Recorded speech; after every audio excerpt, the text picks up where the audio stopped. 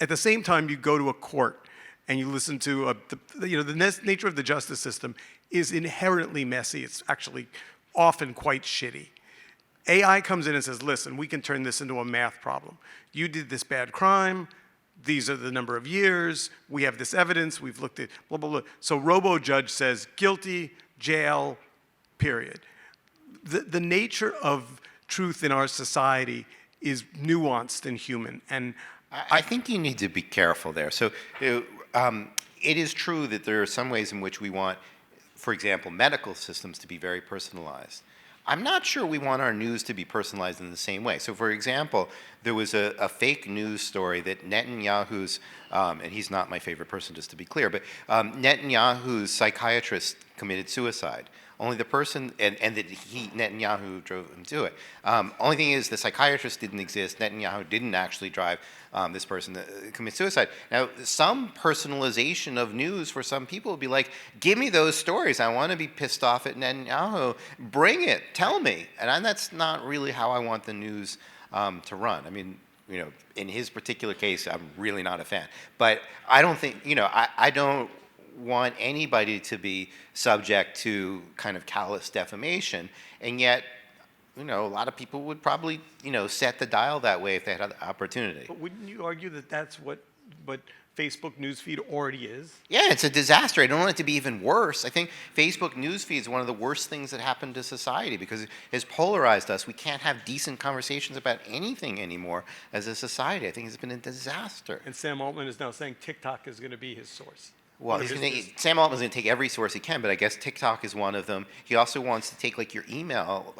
from your Microsoft account. I mean, he wants to use everything. And if I can just push on that just one little bit, one of the things that's really insidious about that is there's already some research. Moore Naman at Cornell Tech has done some of this work, showing that you can have subtle biases in your chatbot interactions. People don't notice it, and it can affect their political beliefs and so forth. So, having your finger on all that data and on that dial, deliberately, it can be done in accidental ways, just in terms of data sources or whatever, is enormous power. I mean, we were all worried about whether Zuckerberg would put his finger on the scale in order to affect 2016, 2020, and so forth. Altman, if things keep going in this path, is going to have far more power to do that in much more subtle ways that nobody notices. That is not going to bring us to a truth society. That's going to bring us to a mess. Well, I'm going to ask both of you before we move on to the next question. Where do you both get your news? Oh, that's I had to ask. That's a personal question. It is.